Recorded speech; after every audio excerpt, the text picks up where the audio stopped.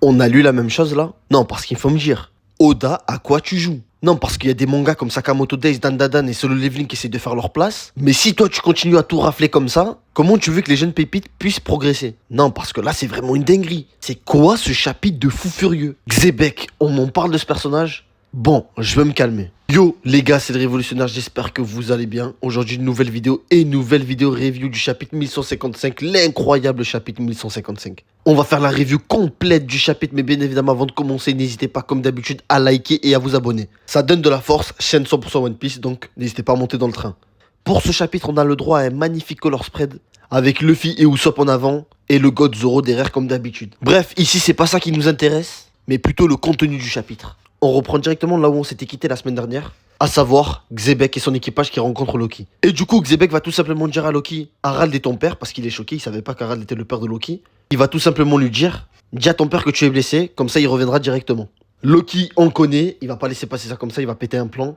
Il va dire, vous, misérable insecte, pour qui vous prenez pour me donner des ordres. Et il va tout simplement contre-attaquer. Et là, Xebec, il commence le carnage qu'il va faire. Loki se jette sur lui. Le narrateur nous dit que les coups d'épée de Xebec sont similaires à un coup de marteau géant ou un coup de canon. Il était connu pour tout balayer autour de lui.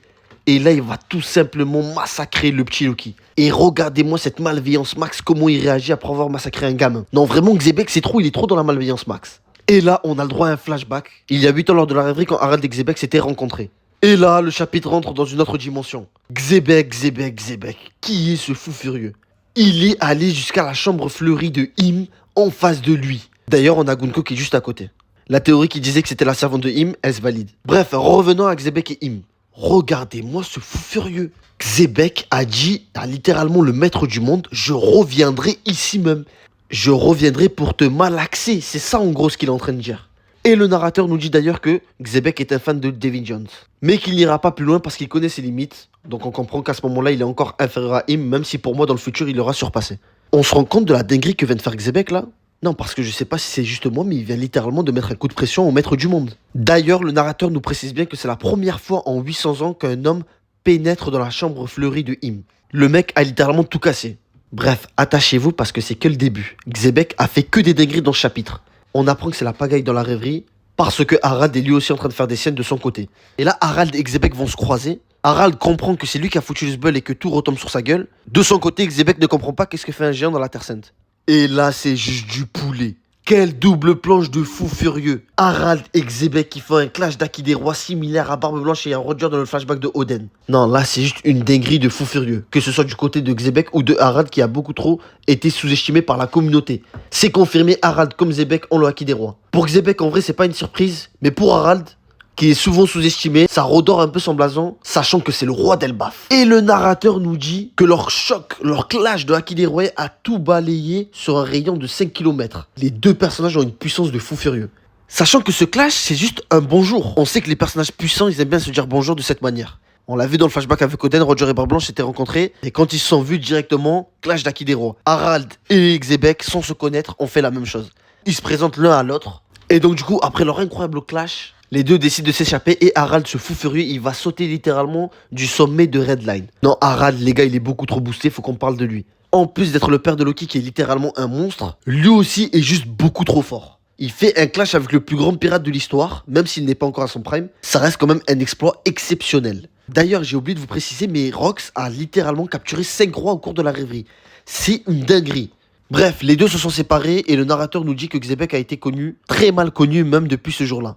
Parce qu'il avait tué un amiral. Un amiral qui est mort en off-screen, quelle fraude celui-là aussi. Du coup, à partir de ce jour, il est reçu sur sa tête une prime considérable. Juste après ça, Xebec n'en a pas encore fini, parce que ce fou furieux, il va attaquer un bateau où il y avait des dragons célestes, il va récupérer leur argent, et c'est pas tout, il a littéralement détruit la porte de la justice. Oui, Xebec a détruit la porte de la justice. Ce truc-là que je vous mets juste ici, Xebec l'a défoncé. C'est une preuve de puissance considérable. Xebec, espèce de fou, mais qui tu es? D'ailleurs, c'est pas tout, parce qu'après avoir malaxé les dragons célestes, il va littéralement se servir de leur argent pour créer son propre équipage. Si ça, c'est pas du manque de respect, je vois pas ce que c'est. Xebec, c'est littéralement le pirate par excellence. Mais après ça, Xebec, qu'est-ce qu'il a fait? Il s'est construit un équipage avec le Davy Backfight. Donc littéralement, il a mêlé tout son équipage pour qu'il le rejoigne. En fait, ce qui me régale avec Xebec, c'est que vraiment, on a un pirate par excellence. Toutes les dingueries qu'il fait dans le chapitre, ça fait très pirate. il capture des bateaux, il crée son équipage à l'aide d'un jeu, il dépouille les dragons célestes. Non, vraiment, c'est trop la piraterie, ce mec. Et du coup, on revient dans le présent, et Xebec est dans son bateau avec son équipage beaucoup trop stylé, beaucoup trop OP. Et en fait, ils sont allés sur Elbaf pour pouvoir recruter Harald. Et là, dans une magnifique double planche, on voit l'équipage le plus puissant all-time, à savoir les Rocks. Xebec qui va tout simplement dire à Harald, rejoins-moi. Et Harald, on connaît, c'est quelqu'un de très gentil qui va dire, non, j'ai pas envie d'être associé à un gars fou comme toi. Il va lui dire, vu qu'on m'a vu avec toi à la rêverie, ça a entaché ma réputation et du coup, c'est très compliqué pour moi. Mais Xebec, dans le fond, il a pas tort. Puisque depuis le début, tout ce qu'essaye de faire Harald, c'est contré par le gouvernement. Du coup, Xebec lui dit que tout ce qu'il fait, ça ne sert à rien. Ce qui est 100% vrai. Derrière la double planche incroyable, on a du Shiki Barbe Blanche. Non, vraiment, cet équipage est beaucoup trop boosté.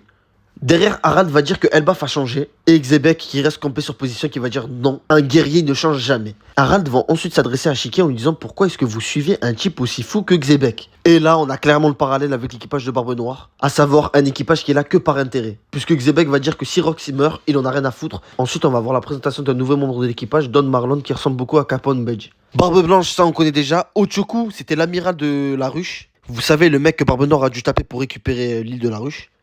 Et ensuite, on a Guanji, lui, c'était un zombie qui était là à trier leur barque. Et du coup, les Rocks vont nous exposer leur plan. Enfin, le plan de Xebec, du coup. À savoir, l'île de la ruche, qui à l'époque était une île de criminels rejetés. Massacrer, en gros, les gens de ce pays. Payés par le gouvernement, du coup, en prenant l'argent du gouvernement. Mais une fois, après avoir pris l'argent et massacré les gens de la ruche, faire de la ruche un paradis pour le pirate.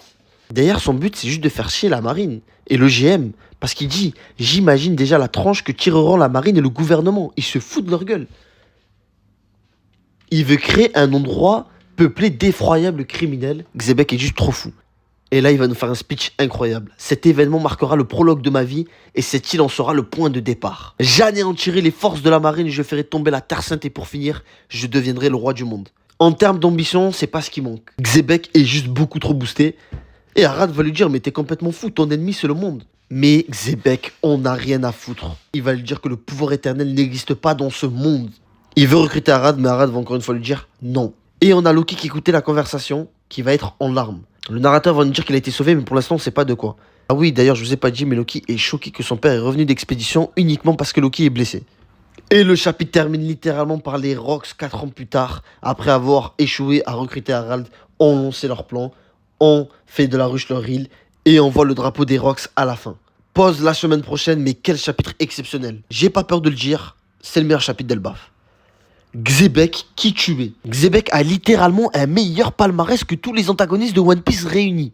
Il a capturé 5 rois, il a tué un amiral, il a mis un coup de pression au roi du monde, il a fait un clash d'Aki des rois avec le roi d'Elbaf, il a cassé la porte de la justice, il a dépouillé les dragons célestes en attaquant leur bateau, et derrière il a créé son équipage avec le Devil Backfight. C'est quoi ce palmarès de fou furieux? Xebec, calme-toi.